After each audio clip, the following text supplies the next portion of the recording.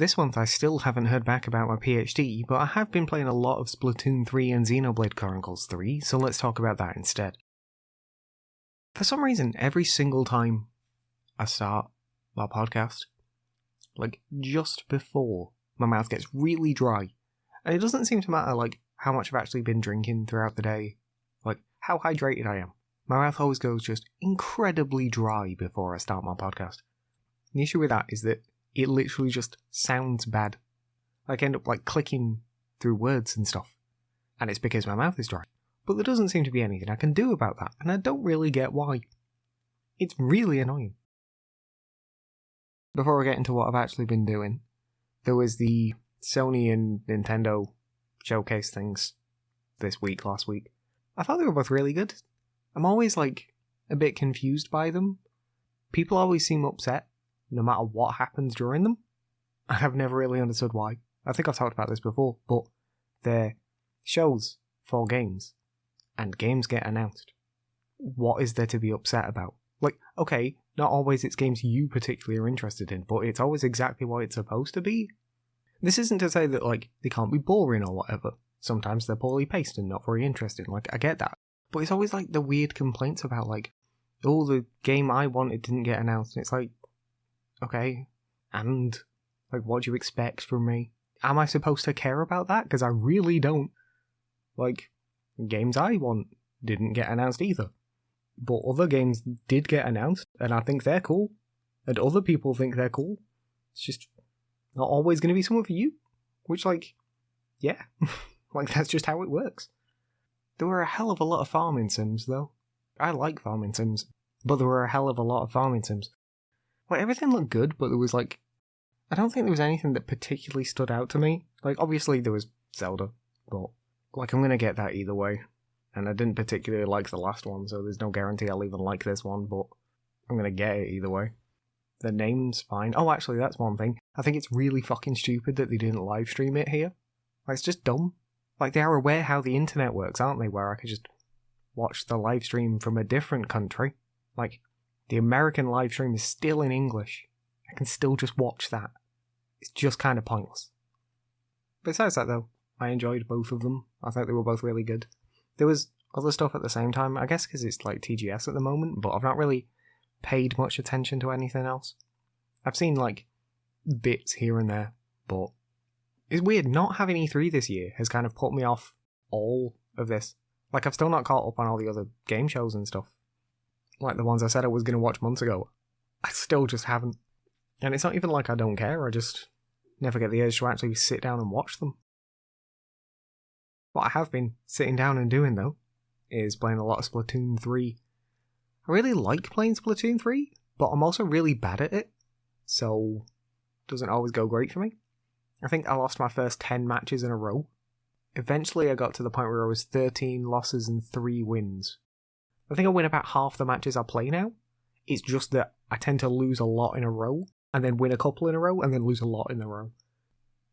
I'm also, like, not a fan of the single player stuff, and I'm also not a huge fan of Salmon Run either, so I do tend to spend most of my time in this one mode, which I'm also really bad at.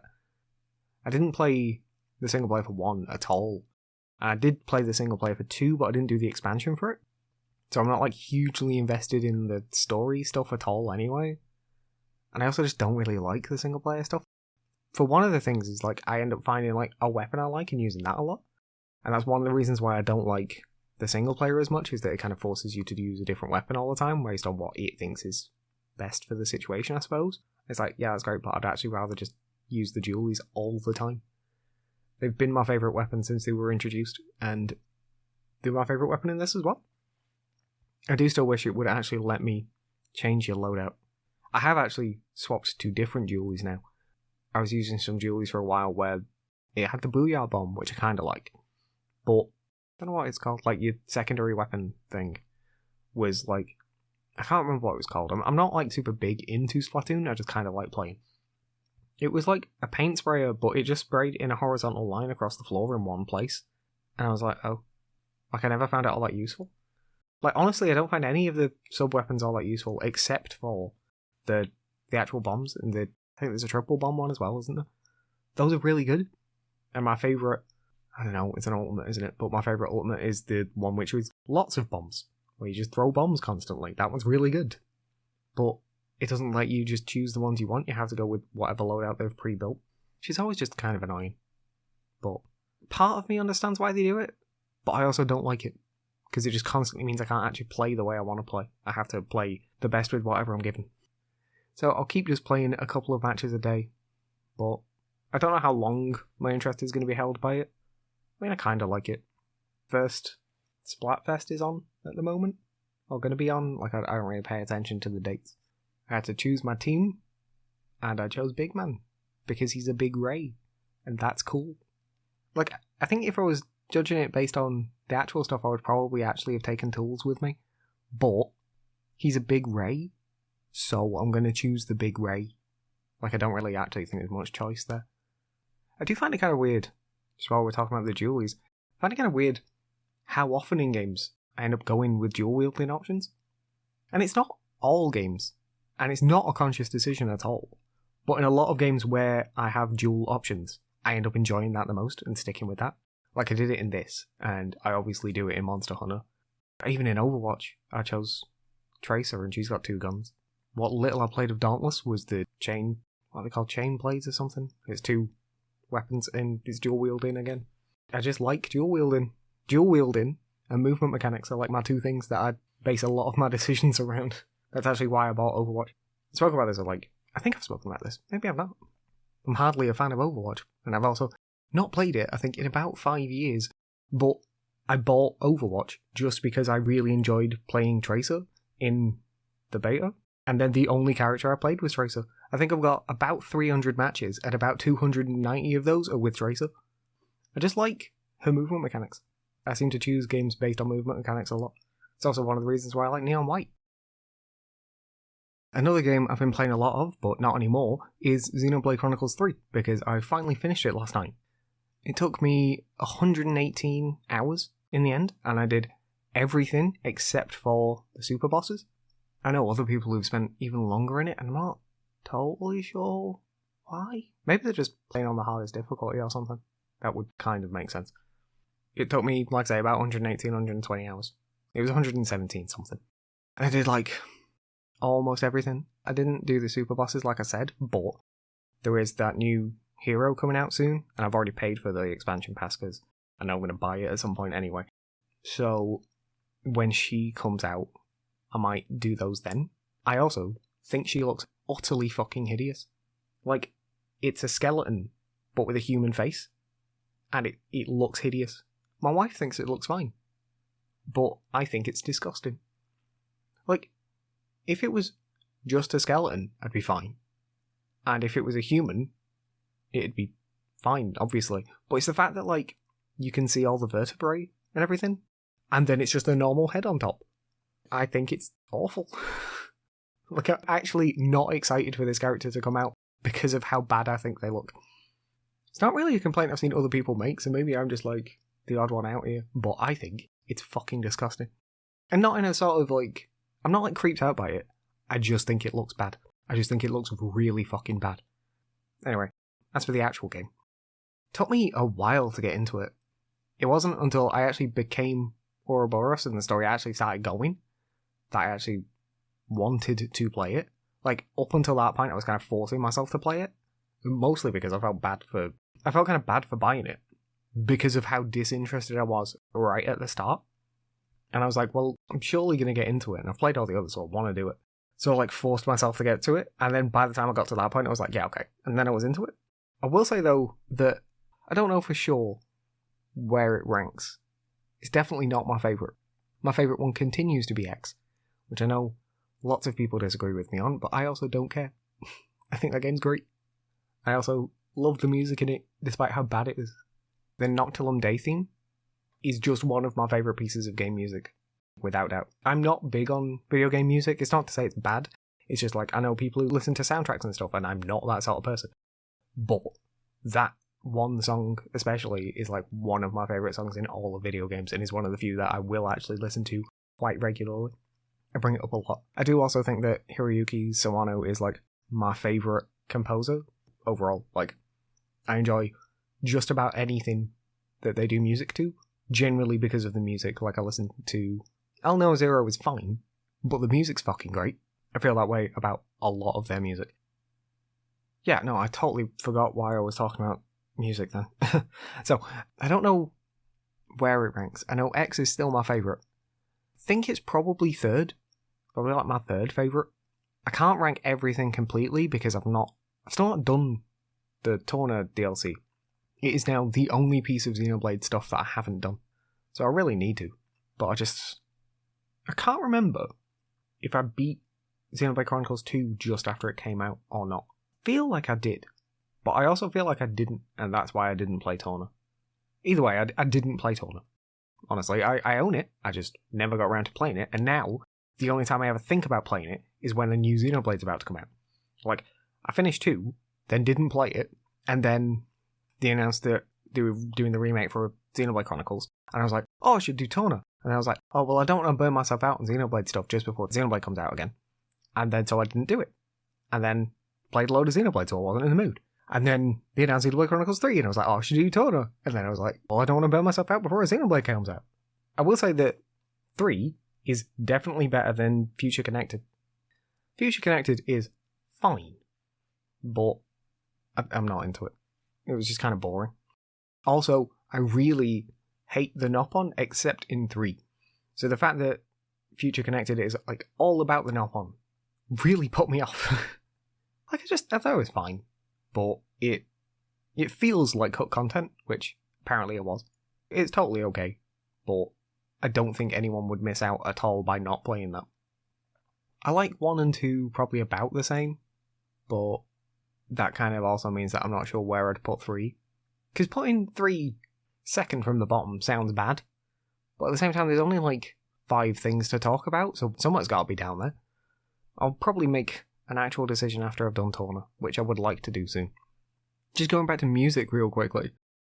The music in... It's kind of spoilers, what I'm going to say, but I won't make it like a big point of it. I'm not going to explain context or anything. But the music in The City reminds me so much of the music from like Nier Automata. I don't know why, but it's really put me in the mood to actually go back and play Automata now. So maybe I will. But yeah, so like this is actually the game which finally made me stop hating the Nopon. I think if I went back to the old games, I would hate them again. But I just didn't find them annoying in this game. I think the fact that like they're with you, but not whiny dicks the entire time, stops me hating them. Like, every time you spend time with a fucking Nopon in any of the games, they're just being dicks. And I really don't like them. I'll get, like, actively angry at the Nopon. And it's especially because, like, they're clearly designed to be adorable. But they have the most annoying personalities. And then in this game, they just don't. They're all pretty nice. There's a couple of ones that are a bit weird, but in this case, there's a few that are a bit weird, but overall, the Nopon are really nice. Versus in the other games, where overall, the Nopon are really fucking weird, and then every couple of them will be kinda nice. I don't have a problem with them for once. There was like a couple that I thought were dicks. There is one, it's kind of spoilers. Pooly, I think is his name. I would kick him off a cliff. But that is the only Nopon I would say that about in this game. And that's like a big step up from any of the other games. Like, I distinctly remember there being some in X, where it says side quest, they're stranded in the middle of a lake, and you have to, like, take food to them or some shit. It's like, why do you not just fucking walk away? Like, there's nothing wrong with them. They just refuse to leave where they are and make you go get food for them, and it just annoyed me. There are times when, like, human characters do that, and for some reason it doesn't bother me anywhere near as much, but the fact that it was just a group of Nopon that do it, I think it's like they always seem so entitled. The Nopon are always like, oh, well, you have to help us, and it's like, no, I fucking don't. Anyway, enough of my Nopon hate for now. I was like way more invested in Lanz and Senna than in Noah and Mio. Noah and Mio are fine, but they're kind of plain, which I guess they kind of have to be. They kind of did that on purpose because they're like the main characters, but also like Noah's kind of supposed to be a bit of a self-insert, whereas Lanz and Senna have like more personality and like just generally more interesting. I just like those characters way more. Tile and Uni are like kind of bland, and I mean like as a pair. Uni's obviously great. Uni's probably one of the best characters, if not just the best character. But at the same time, them as a pair, I didn't really get. there's like 2 or 3 cutscenes where they have a conversation where I'm like, oh yeah, I can see something here. But every conversation between Lance and Senna, you can see stuff, and every conversation between Noah and Mio, you can see stuff. Whereas it's only like a couple of times that Tyon and Uni seem to have any emotional connection. And it's a bit of a shame. I also don't like that they were paired up the way that they were. Just because. What I mean is, like, in terms of, like, mechanics. It's the fact that, like, Noah is a DPS, and Mio is a tank. And then Lance is a tank, and Senna's a DPS. And then they pair up the 2 healers. And it feels more like they paired the others up intentionally, and then the other 2 just get thrown together. I don't really know what they could have done about that. But then again, the classes aren't actually all that important. That is one thing that does bother me as well, just while I'm talking about classes. You can choose your classes throughout the game, and in the vast majority of the cutscenes, that'll be reflected. Except in a couple. And it really annoys me. Because I don't understand why it lets you choose if it's not all the time. I literally understand. Except for the fact that, like, the, like, pre-rendered stuff is more... Like, usually it looks better. Or it's, like, a technically demanding scene or something. But that didn't seem to be true. Like, there was no clear distinction between the times when it was, like, actually in-engine and it being pre-rendered cutscene. And I just didn't understand it. Because, like, the outfits are so vastly different, but I feel like I'm not explaining this very well. There are times when you go from a in-game cutscene to a pre-rendered cutscene, like, in the same period. So there'll be, like, no gameplay in between. It'll go into an in-game cutscene and you'll be wearing the correct outfit. And then during the cutscene, it will switch from being in-game to pre-rendered. And when it switches to pre-rendered, you're wearing the default outfits. And it's just weird. Like, it's kind of jarring. It's not, like, a huge deal. But it's a bit annoying. I kind of wish that in all of the cutscenes they just put you in the default outfit no matter what, because it's not like they couldn't do that. Even more so, and again, it's not really spoilers, it's a little bit spoilers. There comes a point in the game where Mio gets long hair, and you can choose whether to keep it or get rid of it. I chose to keep it. For the entire rest of the game, that is reflected in the cutscenes, except for the final cutscene in the game where she is given a short hair no matter what. And I don't understand why. The entire rest of the game you get to choose.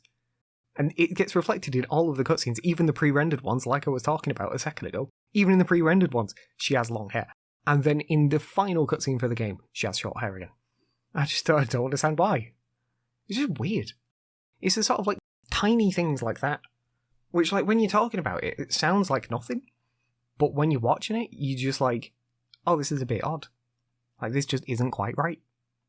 Besides that, though, I really enjoyed the game. Like, I realised before I was talking about how, like, it might be my least favourite, but it's kind of like the Dark Souls thing. Dark Souls 2 is my least favourite Dark Souls, and is an 8 out of 10. Like, it's that sort of thing. Xenoblade Chronicles 3 is great, but is probably my least favourite Xenoblade Chronicles game. It just didn't quite grab me as much. I also found it a bit more predictable than the others. I couldn't, like, guess everything that was happening, but at the same time, there were a lot of times when I'm like, is it this? And then it turned out to be the thing I was guessing. If you've played 1 and 2, you get to the end of that, and it's like, what the fuck just happened? Where did this come from? And in this game, it isn't. In this game, you're sometimes a little bit confused.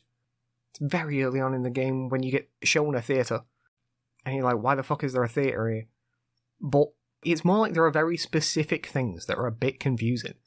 And then they either drop enough information throughout where you can just guess, or it gets just outright resolved well before the end.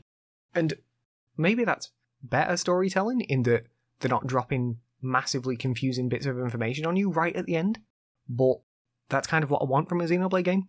I want to be playing a relatively normal game up until, like, chapter 16, and then chapter 17 starts and it goes, oh, by the way, nothing's real. You know what I mean? Like, I want that bit at the end where every single thing I think is true gets destroyed. And in this game, that doesn't happen. In this game, it is actually quite clearly laid out from you quite early on. There's, like, one cutscene which is supposed to be, this is what really happened, and my reaction to it was not, oh wow, that's really surprising. It was, oh yeah, okay, I can see that. You know what I mean? Like, I was not blown away by it. I was like, yeah, that makes sense. It's not like it was bad. Like, I'm hardly saying this is a bad game. It's a very good game. I very much enjoyed my time with it. Like, I liked the story. But at the same time, I didn't quite get what I was looking for. So, in terms of the channel then, Omno has just finished. Sorry that was a bit weird. It wasn't intentional. To explain my thought process, I did the episode. After that, I was like, I will do more of this, and I will do one zone per episode.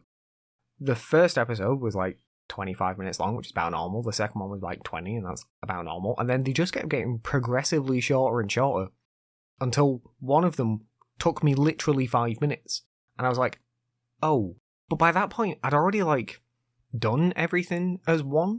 So I don't want to change how I'm recording the entire like series.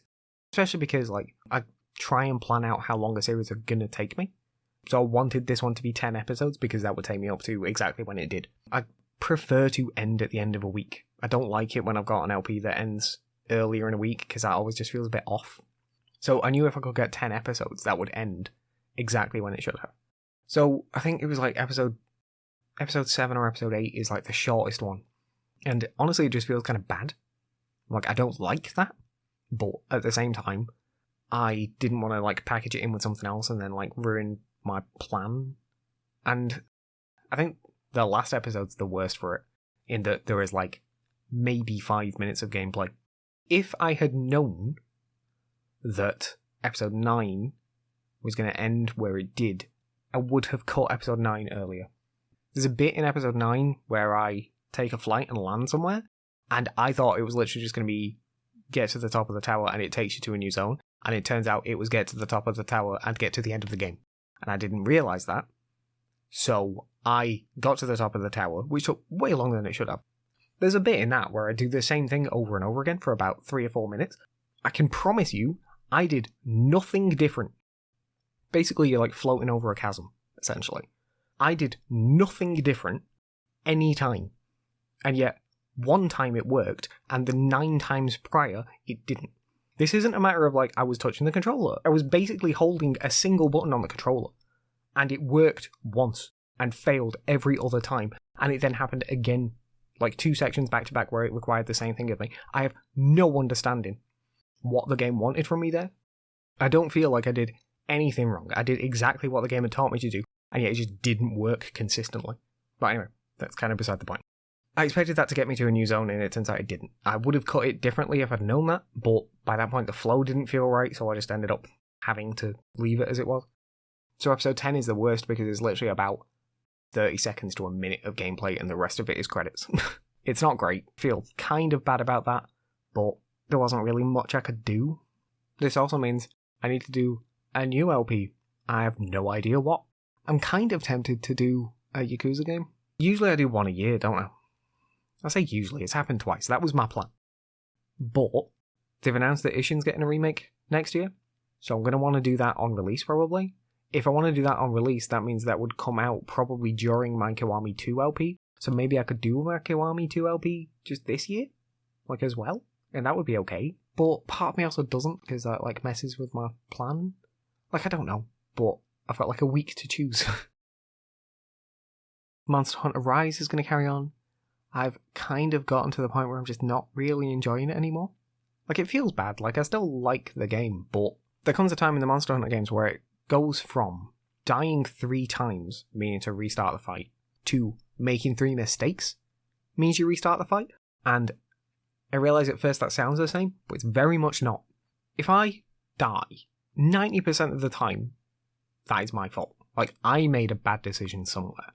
And, like, if we're going to get real technical, like, yes, that's always still true, but it gets to a point, specifically with, like, where I'm up to right now, which you won't see until, like, late next month at this point. But it gets to the point, it's the MR20 hunt, for anyone who knows. Well, actually, it was the one before that as well, but I didn't have as much issue with it. It goes from, if I take damage, I'd leave and heal and come back.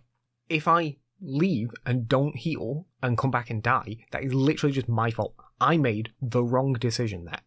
It goes from being like that to being, I will take a single hit and that will knock me down, or like knock me to a place, and I then can't respond in time to do anything, and I will just die.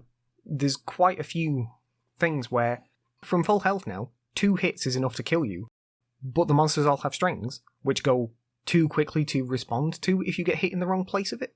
So, like I say, it goes from being 3 deaths to 3 mistakes. If I make a mistake 3 times during a hunt, that's the hunt over. And especially in a hunt that's like half an hour long, that's just annoying.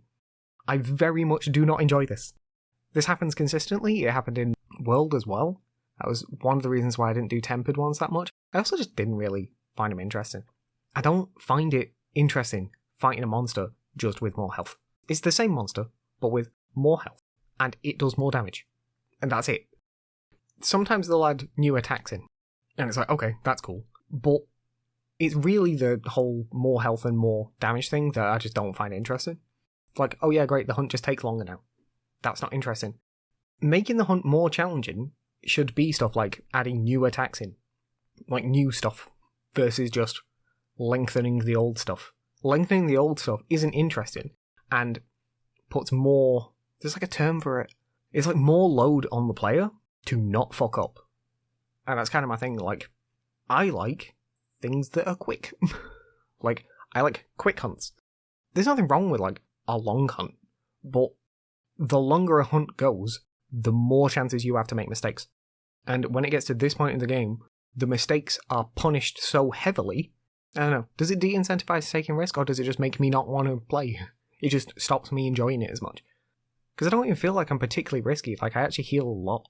But I feel that's the kind of thing, like, I go in, do damage, and then get hit, and then run away and heal, and then come back and do damage. I don't have a particularly defensive playstyle. It's just that I make sure to heal a lot. And that's kind of the issue I've got, is that, like, there are way fewer opportunities to heal now. Anyway, it's going to carry on. And I've done the hunt I'm complaining about anyway. It's more a matter of, I know that's going to keep happening. It's why I don't tend to do the event hunts. I'll actually say one thing. I did try and do some event hunts, and just deleted the recordings because I just died and I wasn't enjoying even trying. And I just care about those less. I actually did try this hunt I'm complaining about multiple times. I just deleted the videos because I died in them. And it's just not interesting. Nothing particularly interesting happens. There's no conversations before or conversations after which like are actually story relevant. There's nothing new to it. It is just, I go in and die. And it's like, well, there's no point making that a video. I will say, up until the end of the base game, I didn't do that at all. And I think even now, that's only true of 2 videos. I think there's only... No, not even that. I think this is the only story-based monster where I have died in a hunt and not put a video out for it. There are a couple of, like, event hunts, like the Crimson Valstrex. I died to that a few times while recording and just deleted the video. There's also one of the challenges I did and deleted the video for that because I just died and I died. But it was more, I died and then decided that I did not care enough to ever try again and didn't want to put out a video of me trying a thing and then never finishing it. So yeah, there's very, very few times that I've ever done that. But especially when it's like fighting a monster you've seen me fight before and nothing interesting happens either side of it, there is no point me keeping that. So I just deleted it and start again. So I've done that anyway now. Like, it's going to continue. It's just maybe there'll be... Well, I was going to say there'll be gaps between episodes, but you won't even see them because I'm already talking like 2 fucking months ahead anyway. I'm thinking about starting another new channel, which sounds like more of a deal than it actually is. I think what I'm going to do is start a new channel and just put all the sentences on there and put them up as shorts. Just because, right, so I have my TikTok, which I don't talk about a lot. I have a TikTok where I post all my sentences in a different format. And for one thing, that just does a bit better anyway. But for another, I think they just look better. Like, the video just flows better, and they're also shorter, because, like, I trim it and condense stuff. So, like, instead of having the intro and then the outro, there is no intro or outro. There's information split into, like, 2 sections. You can just go and fucking look at my TikTok. It's split so that there's, like, the title of the game, my channel name, and, like, gameplay in the center. And then it fades from that to what platforms it's on. Then it fades from that to the score and my Patreon thanks. It's a lot cleaner. Like, it looks better. There's something to be said for the normal sentences that I kind of like doing them, except for that there is no difference in content, and the flow is better. So yeah, I'm thinking about making a new channel just for sentences, and I'll just do all of my sentences in that style, and they'll all go there. If I do that, I don't want my main channel to just be this podcast, which would then require me to actually start making fucking videos again. And I don't know. I want to. Like, basically, I just, like, psych myself out of making videos all the time. I say it literally every month. It's not like I'm doing anything else, so I might as well do it. But, like, for right now, the only thing I've got thinking of doing is like a tier list, and I'm just kind of reticent to do tier lists. But, like I say, I'm not doing fucking anything else. So, I don't know. I feel like it makes sense to do this.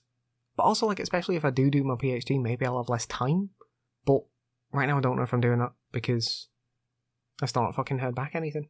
I heard back after 6 weeks, and the email said, "Thanks for applying, we'll let you know," and I've not heard anything back again. And they're supposed to start soon, so, like, I ain't got a fucking clue. But I need to make some decisions, which is the same thing I say every month. Special thanks to all of my patrons. You can join them over at patreon.com/Holden Gatsby, and for $1 a month you'll get to see what I'm working on early and get exclusive roles in my Discord, along with other rewards I might think of. You can also just follow me there if you want to for free, as it's probably the best place to see all of my content as soon as it's available. There's links to the Patreon, along with my Discord, Twitter, Twitch, and all the other podcast platforms in the description for this episode. Finally, don't forget you can email me using podencastby@gmail.com if you've got anything you want to say. Thanks for sticking around. Bye. Special thanks to my patrons, Justin Wood, Hobbs, Koopy Vegeta, and Gunrunner. You can join my patrons at patreon.com/Holden Gatsby, follow me on Twitter at Holden Gatsby, and follow my Twitch at twitch.tv/Holden Gatsby. Don't forget to subscribe to both of my channels. Thanks for sticking around. Bye.